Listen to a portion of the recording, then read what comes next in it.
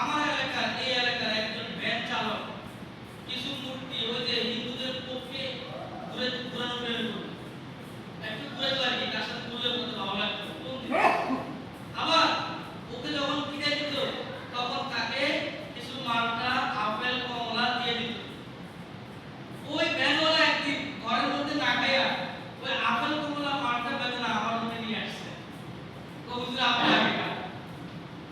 আমি বললাম তাই কি আগে আপনি খান, আপনার নাম দিয়ে আছে।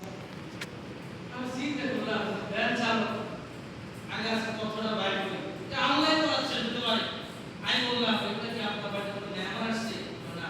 তাহলে আপনার শ্বশুর বাড়ি থেকে দিচ্ছে? না। তাহলে কোনো অনুষ্ঠান কিছু বাড়িতে? না। আপনার আশপাশে কোনো বিবাহ হয়েছে? না। তাহলে ভাই বলতে ভয় করে কি কথা বলেন?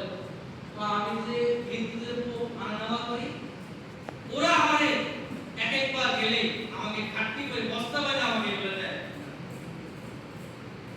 তখন আমি তাকে দোয়া করাইছি আজকে থেকে তাদের টিপ দিবা না, তাদের কোনো